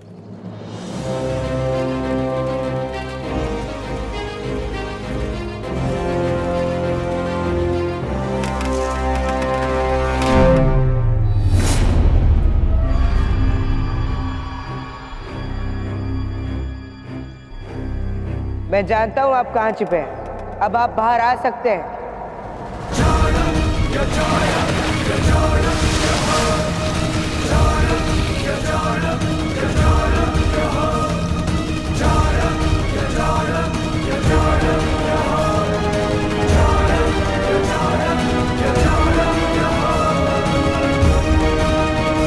धन्यवाद। अरे धन्यवाद कैसा? आपने मुझे उस लुब्धक से बचाया और आज मैंने आपको इन सैनिकों से बचाया। हिसाब बराबर। अब आप मुझे ये बताइए कि आप मेरा पीछा क्यों कर रहे हैं? क्या उद्देश्य है आपका? आपके पास मेरी माँ का कंगन भी था और आप मेरे लिए उसकी महत्ता को भी जानते थे। कैसे? अब ये मत कहिएगा कि इसके पीछे आपका कोई स्वार्थ नहीं था, क्योंकि निस्वार्थ कोई नहीं होता। मेरी माँ ने भी मुझे अपने स्वार्थ के लिए बेच दिया था, और फिर आप तो अनजान है मेरे लिए। स्वार्थ और उद्देश्य में अंतर होता है चंद्रगुप्त, और मेरा उद्देश्य हो तुम। मेरा उद्देश्य है अखंड भारत। मेरा उद्देश्य है स्वयं तुम्हें तुम्हारे उद्देश्य के प्रति जागृत करना, ताकि तुम भविष्य में भारत के सम्राट बन सको। सम्राट चंद्रगुप्त, सम्राट चंद्रगुप्त, सम्राट चंद्रगुप्त।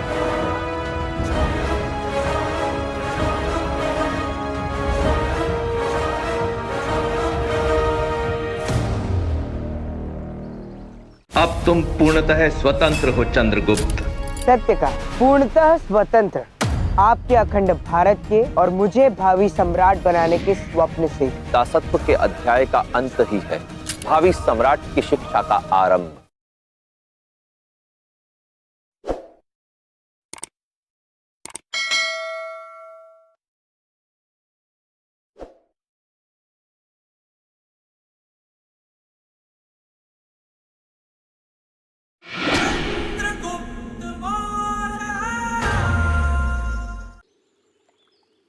मेरा उद्देश्य है स्वयं तुम्हें तुम्हारे उद्देश्य के प्रति जागृत करना,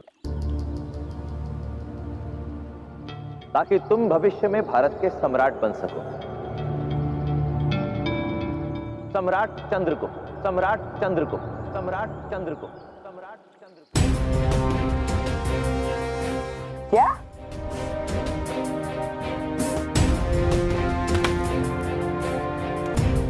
क्या क्या कहा आपने? ब्राह्मण भाषा? अखड़ा भारत? अखंड भारत, एक छत्र भारत, एक राजा एक सम्राट की सोच से निर्मित एक साथ चलने वाला भारत। आप ब्राह्मण है या विदूषक? ब्राह्मण देव, आप जिस धरती पर खड़े हैं उसका नाम भारत नहीं, मगध है, जिसके पास अपना सम्राट है, सम्राट धनानंद।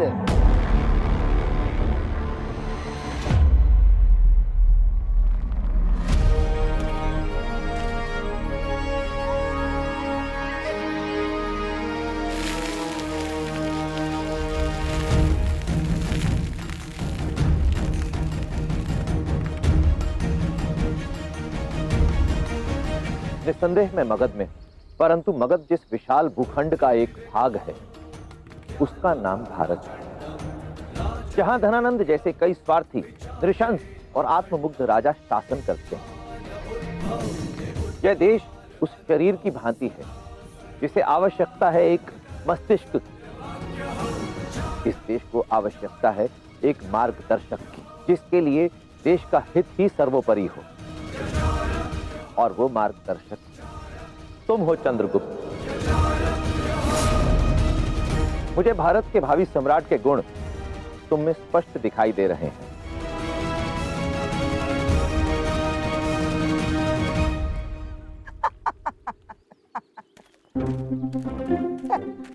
प्रतीत होता है ब्राह्मण देव कि मगध के सैनिकों ने आपको बहुत तंग करके रखा है, कि आपकी निद्रा पूर्ण ही नहीं हो पा रही है।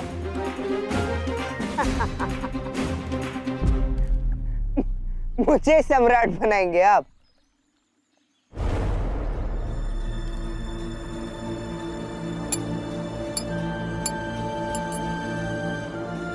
ये बेड़ी देख रहे हैं आप? चिन्ह है दासत्व का। और एक दास सम्राट बनकर आदेश नहीं देता, सेवक बनकर उस आदेश का पालन करता है। व्यक्ति केवल अपने मन का दास होता है चंद्रगुप्त। तीव्र गति से बहती नदी की धारा के जल को चीरकर जो उसे पार करता है वही इतिहास रचता है। और इसी धारा से बनती है धारणा। वर्षों से एक धारणा चली आ रही कि केवल क्षत्रिय ही शासन कर सकते हैं, और इस धारणा को तोड़ा तुम्हारे सम्राट धनानंद ने। उसने यह अनुभव किया कि नापित भी शासन कर सकते हैं, और अपने इस लक्ष्य की प्राप्ति के लिए उसने कर्म किया और सम्राट बन गया। व्यक्ति कहां से आया है यह महत्वपूर्ण नहीं, परंतु उसकी सोच उसे किस दिशा में लेकर जाती है यह सर्वाधिक महत्वपूर्ण है। यदि लक्ष्य साध कर कर्म किया जाए तो संसार में असंभव कुछ भी नहीं है चंद्रगुप्त। तुम भी सम्राट बन सकते हो, इसलिए तन की नहीं मन की बेड़ियां तोड़ो। ब्राह्मण देव, मैंने आपकी मंत्रणा सुनी, अब मेरा भी सुझाव मानिए। वो भूसे का ढेर देख रहे हैं आप? वहां जाइए और निश्चिंत होकर अपनी निद्रा को पूर्ण कीजिए। क्योंकि क्या होता है ना, जब व्यक्ति की निद्रा पूर्ण ना हो तो वो दिन में ही स्वप्न देखने लगता है।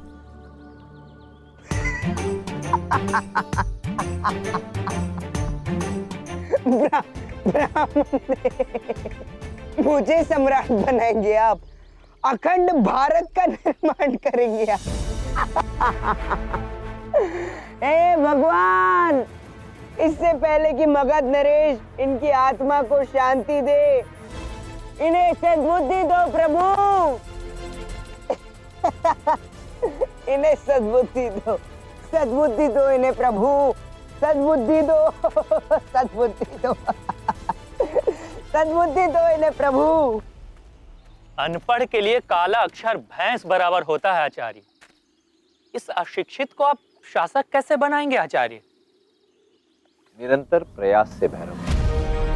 नदी किनारे का खुरदरा पत्थर भी लहरों से टकरा टकरा कर सुंदर और सुडौल बन जाता है। मेरे प्रयास भी सागर की उन लहरों की तरह होंगे जो निरंतर चलते रहें। और देखना, एक दिन ये भी बदलेगा। जैसा राजा वैसी प्रजा। अब तक मुझे लगता था कि केवल सम्राट की मति मारी गई है, पर इस ब्राह्मण को देखकर समझ में आ गया कि यहाँ की प्रजा में भी बुद्धिहीनों की कमी नहीं है।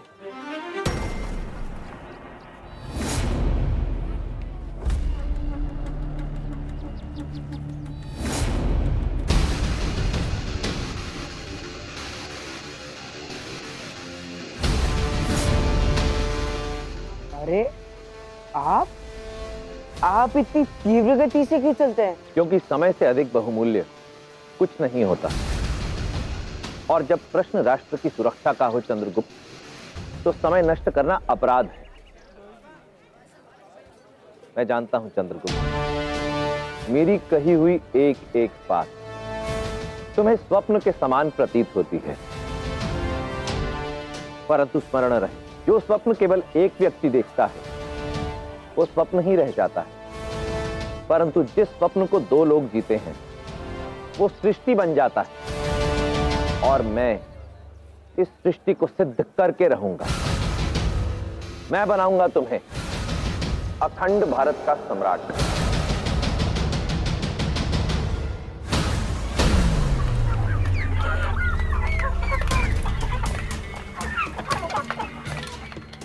ब्राह्मण देव, एक बात बताइए कि भारतवर्ष में हमारे मगध जैसे कितने राष्ट्र होंगे?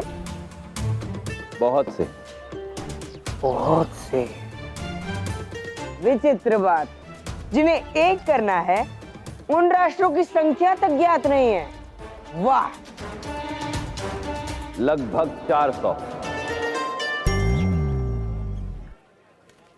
400?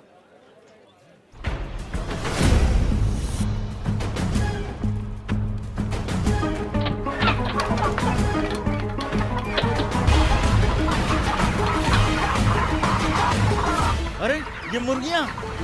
अरे मेरी मुर्गियों को पकड़ो!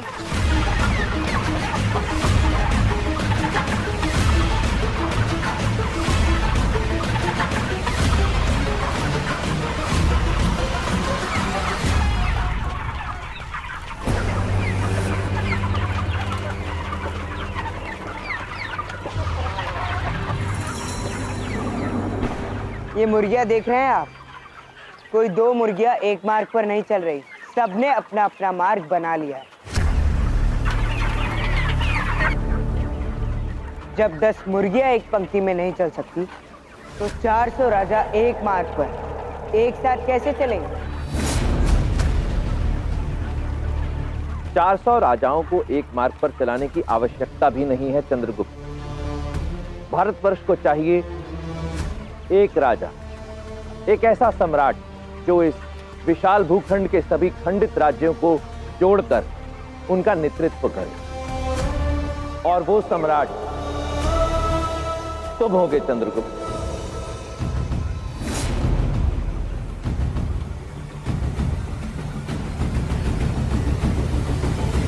अरे ये क्या अनर्थ कर दिया नाटी मुर्गियों ने?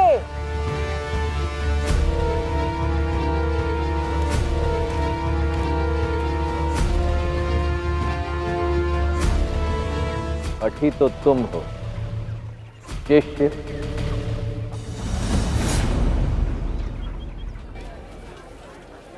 देखो चंद्र, वो अमत्या से तुम्हें बचाने के लिए हमने लुब्धक से जो व्यवहार किया सो किया, किंतु वो लुब्धक उतना मूर्ख नहीं है कि उसका प्रतिकार तुमसे ले। वैसे भी उसके घावों में अभी भी पीड़ा शेष है, कदाचित हमें देखकर बौखला जाए, इसलिए संभाल लेना। लुब्धक से डरने की कोई आवश्यकता नहीं, चलो मेरे साथ।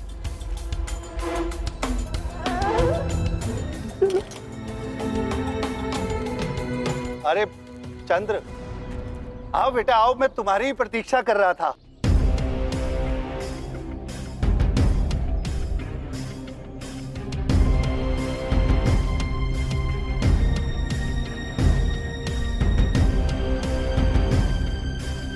देखो लुब्धक, जो हुआ उसे भुला देते।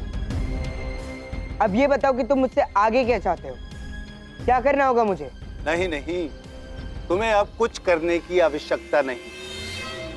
जो करना था वो इस धनवान महापुरुष ने कर दिया, और तुम्हारी स्वतंत्रता का जितना मूल्य मैंने मांगा था उससे अधिक दुगना इन्होंने मुझे दे दिया। आज से तुम मेरे दासत्व से मुक्त हो।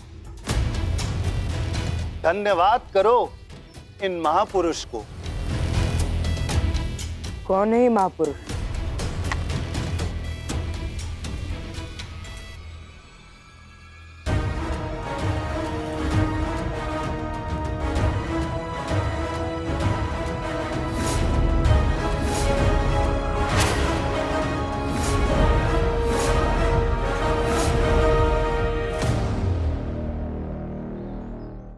देखो लुब्धक, तुम इस व्यक्ति को नहीं जानते हो। इसकी मति उल्टी चलती है। देखो लुब्धक, तुमने जैसा कहा वैसा मैंने किया, तो फिर ये सौदा कैसा? रद्द कर दो इस सौदे को। तुम जो कहोगे वो मैं करूंगा। बड़े से बड़ा खजाना लूटूंगा, किंतु तुम मुझे इसके हाथों मत बेचो।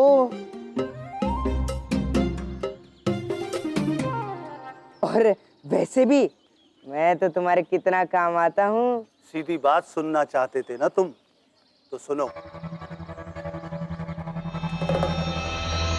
मैं ठहरा व्यापारी और धन ही मेरा धर्म है। धन देकर खरीदा था तुम्हें, धन लेकर बेच दिया। और तुम जैसे उज्जड़ के बदले इतना धन 6 बार भी बेचूं तो कम है। अब तुम जानो और तुम्हारे ये नए स्वामी।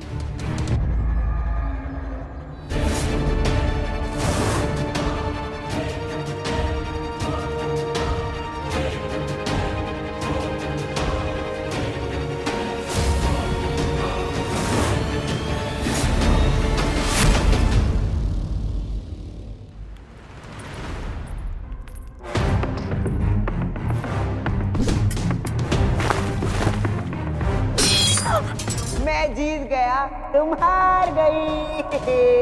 उचित नहीं है ये, छल है। प्रेम और युद्ध में सब उचित होता है। शिप्रा, शिप्रा! दुर्धरा, इतने क्रोधित क्यों हो तुम? क्योंकि शिकार करना है मुझे। अपने भाई सेनापति भद्रसाल से कहो शिप्रा कि अपने सैनिकों को आदेश दे। पिपलीवान के राजकुमार का झुका हुआ सर चाहिए हमें, उसे हमारे सामने प्रस्तुत किया जाए। मगध की राजकुमारी की अनुमति के बिना जाने के लिए वो हमसे क्षमा मांग सके। जाओ उसे लेकर। राजकुमारी, रक्त का प्रभाव कभी जाता नहीं। अंततः धनानंद की बहन जो हो। क्या कहा तुमने? उचित ही तो कह रही हूँ। मगध के सौभाग्य है कि तुम यहाँ की राजकुमारी हो। यदि सिंहासन पर बैठती तो न जाने क्या क्या करती। उस साधारण से दास के लिए राजसी क्रोध व्यर्थ कर रही हो। शब्द बोलने से पहले चुन लिया करो दासी। वो दास नहीं था, पिपलीवान का राजकुमार था, एक सच्चा राजकुमार। राजकुमार?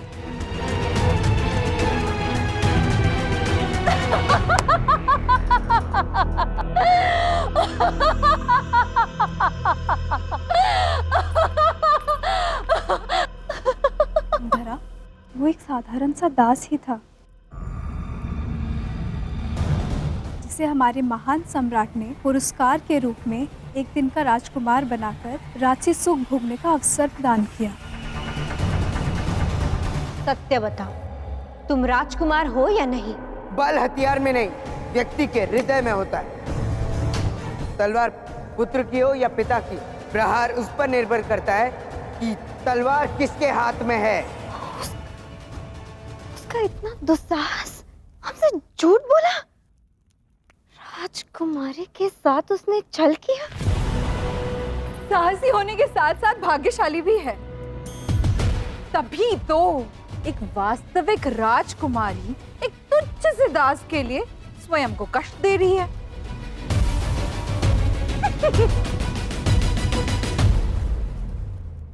उसे तो मैं बाद में देख लूंगी।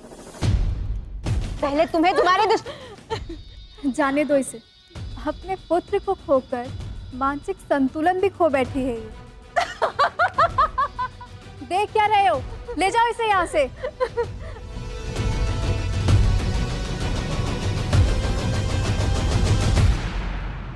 अपने भाई को कुछ कहने की आवश्यकता नहीं है। वो तुच्छ दास मेरी स्मृति में भी रहने के लायक नहीं है।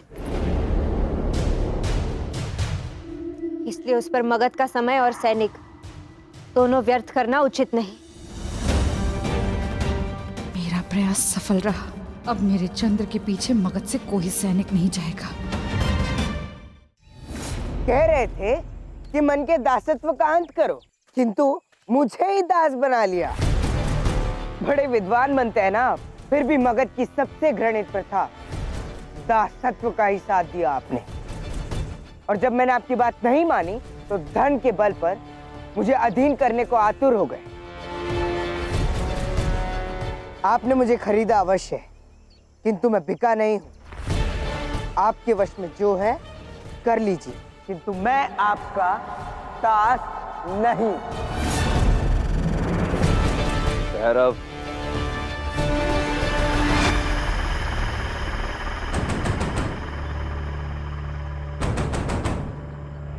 ओह, तो शास्त्र के ज्ञानी होने का ढोंग करने वाले अब शस्त्र का उपयोग करने लगे।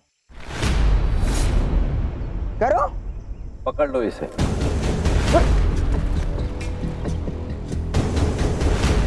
तुम लोगों की मति भ्रष्ट हो गई है क्या? क्या हो गया है तुम्हें? दोस्त तो तुम लोग मेरे, छोड़ो मुझे।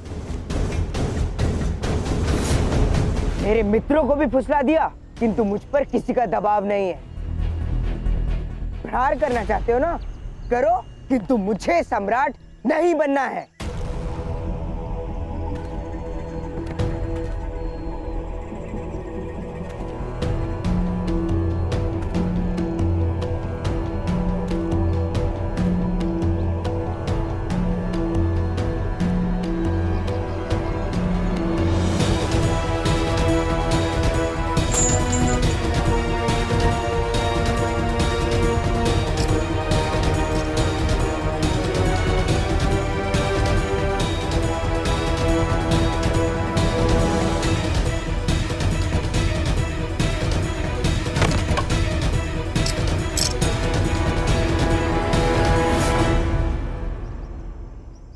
छोड़ दो इसे।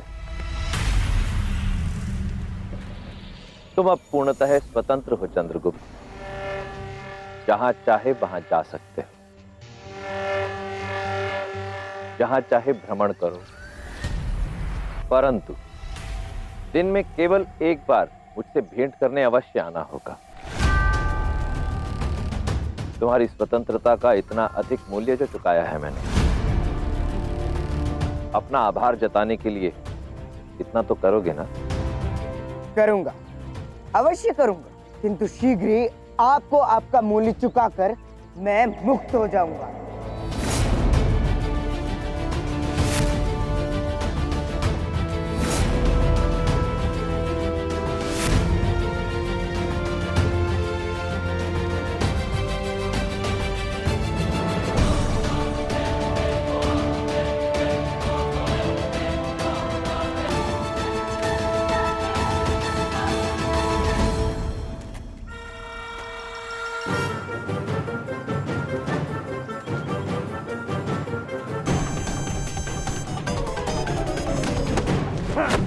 मोटे, उस ब्राह्मण के निर्देश का पालन क्यों किया तुम सबने? अरे तुम्हारे मित्र है ना, और वो ब्राह्मण तुम्हारे भले की सोच रहा है।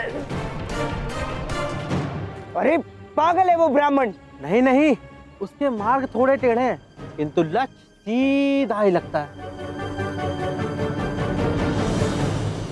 आचार्य, आपने उस युवक को खरीदने के लिए इतना बड़ा मूल्य चुकाया? युवक नहीं, भावी सम्राट कहो भैरव। ठीक है, पर उसे मुक्त करना था तो खरीदा क्यों? अभी सम्राट के प्रशिक्षण का क्या? प्रशिक्षण तो आरंभ हो चुका है भैरव, परंतु ना तो स्वयं चंद्रगुप्त और ना ही तुम्हें इसका आभास है। दासत्व से अंत ही चंद्रगुप्त के भावी सम्राट बनने की प्रथम सीढ़ी, जिसे आज उसने पार कर दिया।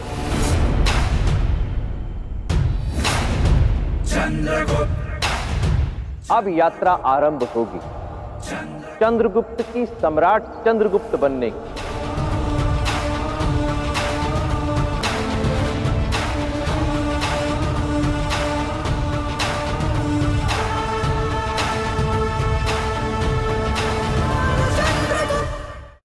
भ्रम को वास्तविकता समझकर उसने मगध की राजकुमारी दुर्धरा के साथ सबके सामने अभद्र व्यवहार किया। जाइए महामाते, वो जहां भी छिपा हो उसे लेकर आइए। जी महामहिम।